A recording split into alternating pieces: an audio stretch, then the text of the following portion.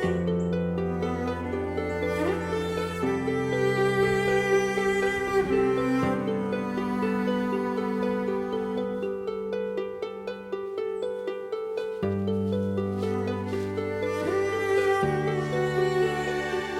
everyone and welcome to another video. Today I have a couple of big recently completed projects to share with you. I've been making an effort recently to make by hand some of my winter staples, my winter basics in my wardrobe, and so today I've got 3 or 4 finished projects that I want to share with you. I'm really pleased with how they've all turned out. I've been working on these for quite some time and I feel quite accomplished to have finished a couple of really big projects. I'm excited to share them with you. If you're new here, my name's Rebecca. I love making videos about sewing, knitting, all things slow fashion. So if those are interests of yours as well, please do consider hitting the subscribe button below. Let's go ahead and get into it. So I'm going to start with the smallest project and then work up to the largest project at the end. For Christmas, I was gifted a few single skeins of yarn, and one of them was 100% silk.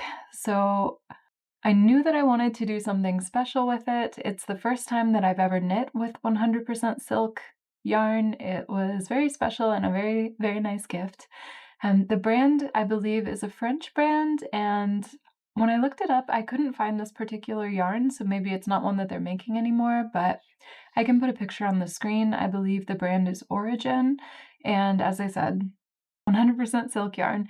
So I decided to make a little neck scarf with it. I knew that the silk would be really nice next to skin, and I decided to use the Sophie scarf pattern by Petite Knit. So I will go ahead and show you the yarn here. It's a beautiful silk. Hopefully you can see that. And as I said, I made the Sophie scarf, which basically you cast on a small number of stitches and then increase to wherever you're at halfway of your yarn. So I actually used my food scale, and I believe the ball was a 50-gram ball, and so I knit until about the 25-gram point and then started decreasing for the other side. And so I have this cute little neck scarf, and you can just wrap it around and tie it. As I said, it's silk, so it's incredibly soft. I also like it when these little neckties are worn more of a bandana style, so just a single tie at the front also is really cute. Whoop! If I could do it. And yeah, just a nice little neck scarf. It's really soft because it's silk, it's warm, and I love the color. I think that silver jewelry suits my coloring well, and so I like that this is kind of a metallic silver color. And that is the first winter staple that I wanted to share with you that I made. I will say that I actually don't have the Petite Knit Sophie scarf pattern, so I'm not sure why they're separate, but a year or two ago I purchased the Sophie shawl pattern, which is essentially the same thing where you start small and increase and then decrease, but it's on a much larger scale. It's a shawl that wraps all around your body, and it's a much bigger object at the end. But I figured that since the pattern, it was basically the same construction, I actually just did a little bit of Googling, and there are a lot of tutorials here on YouTube where people share how to make the Sophie scarf. So in one of those tutorials, someone mentioned the rate of increase, which the cast on number of stitches and the rate at which you increase and decrease the number of rows between is different for the scarf and the shawl pattern. So I definitely recommend supporting the pattern designers and buying the pattern, but because I already had the shawl pattern, I didn't want to buy the scarf pattern for basically a smaller version of the same thing. So yes, I did find the increase-decrease rate and just used that. And as it's a customizable piece because you're using up whatever amount of yarn that you have, I didn't feel too badly about just learning that one piece of information in order to make the scarf. So next up, I actually made 2 of these. I made a hat for myself, and then I also made the same hat in a smaller size for my daughter. So we have matching hats, which is really sweet. And I used the free pattern, which is the Pearl Soho Classic Ribbed Hat. And I used Lion Brand Fisherman's Wool, which is a worsted weight yarn that it comes in a few different natural colors. There's this kind of gray color, there's more of an oatmeal-y tan color, a brown, and it's really, really affordable. It's in most big box stores, and I actually had this yarn left over from a different project, so yeah, as I said, I made myself one, and then I also made, hopefully you can see there. Yeah. So for myself, I actually made the adult large because I like a more slouchy fit to a beanie, and then for my daughter, I made the kids large, I think. So very flexible. She can grow into it for sure. And I'll just quickly show you mine. It's a really nice, cozy hat pattern. As I said, I like when there's a little bit of room at the top of a hat. So that's why I went with the adult large. I definitely could have made probably the small or the medium. But yeah, so now we have matching hats, and it is a slightly different tone of gray to the scarf, but I think they work really well together. So as I said, free pattern, I'll be sure to link it below. Okay, so I've made the scarf and a hat.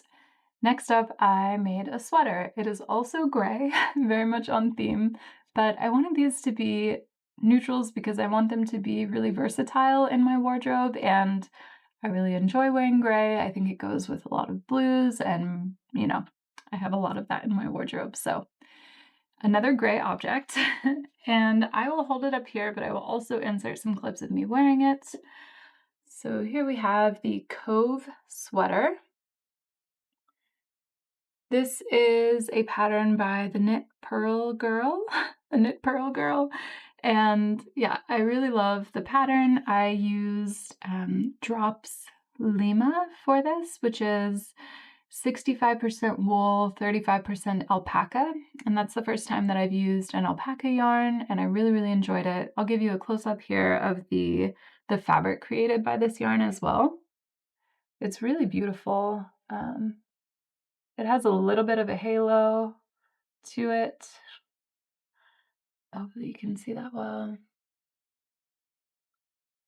And yeah, that's my Cove sweater. I love the little details.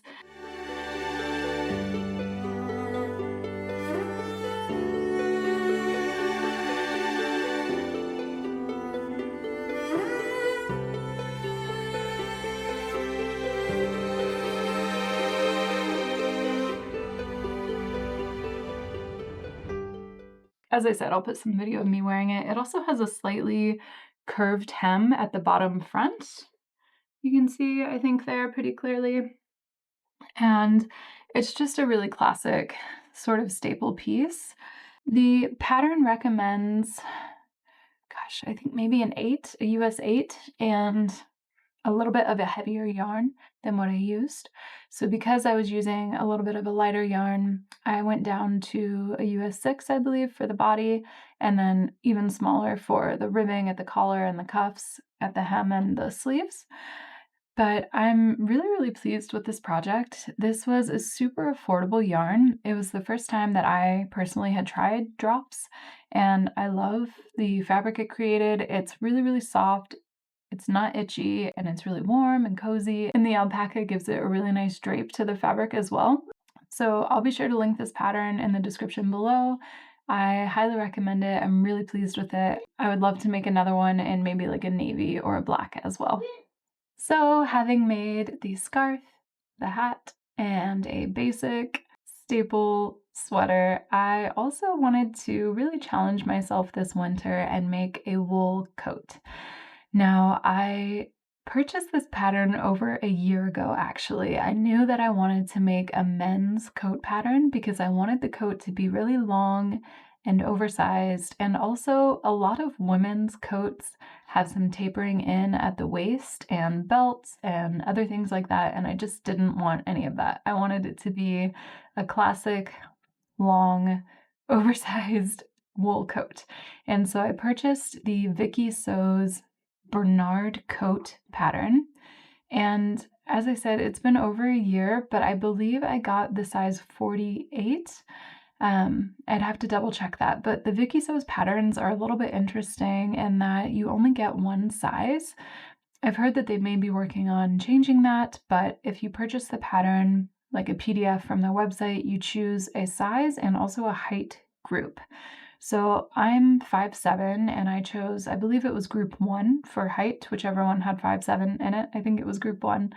And as I said, I think I got the 48. It's been a while since I made that purchase, but something to note, if you purchase a Vicky Sews pattern, you choose one size, you don't get the full size range as you do with some other pattern companies. But I really love the coat. I love the silhouette of the Bernard coat, so that's what I chose. And for the fabric, I ended up getting this black wool coating from Fashion Fabrics Club. It was really affordable and it's very, very heavy. It's a very thick and very heavy wool fabric, which is perfect for a coat. So as I said, I'll show you here, but you won't be able to see the whole thing, so I'll insert some clips of me wearing it too. But here it is. Hopefully at least you can see the fabric a little bit. I can put it on and you can see the top, I suppose.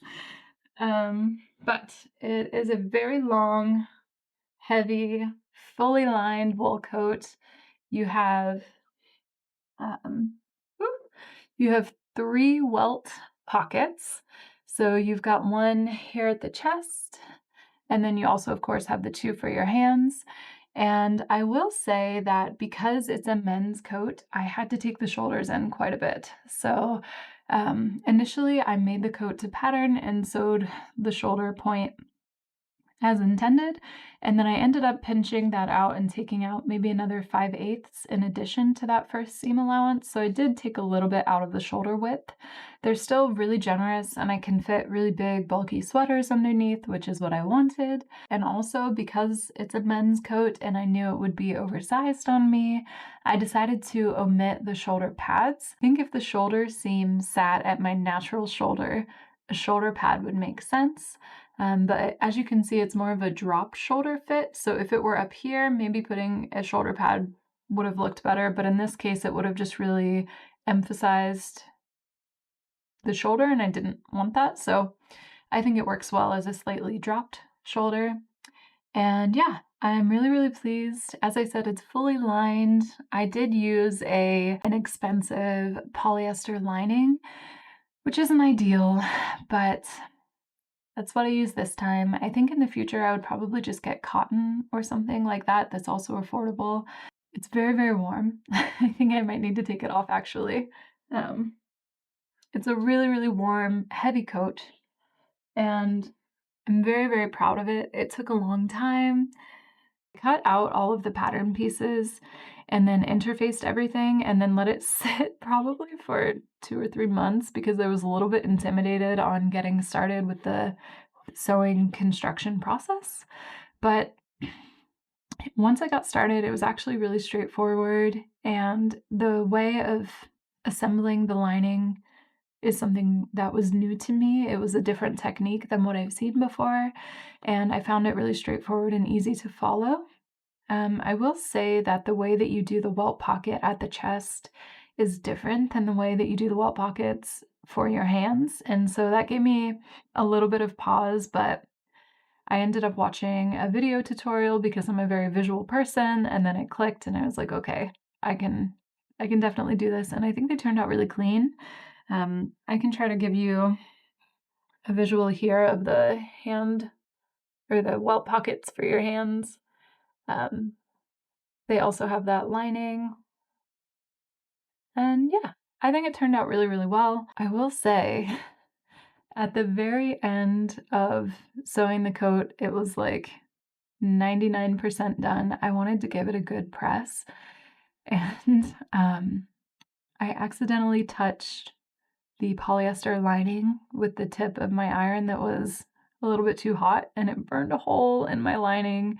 So I'm going to patch it. Thankfully, it's small and it's in the lining, so it's not visible, and I will make a little patch for it, but yeah, another reason that I don't think I'll be using a polyester lining again is that when I was pressing the wool, in order to get it to press, I needed a much higher temperature than what I would use on a synthetic fiber, and I accidentally just singed it and put a little hole in the lining. So, not a huge deal, but kind of heartbreaking at the end of such a big project when you're just excited to try it on and everything. So, yeah, I don't think I'll be using the polyester lining again, but that's just personal preference. I don't really like sewing with polyester. I've experienced a couple times I've tried, and it just, yeah, I don't enjoy sewing with it.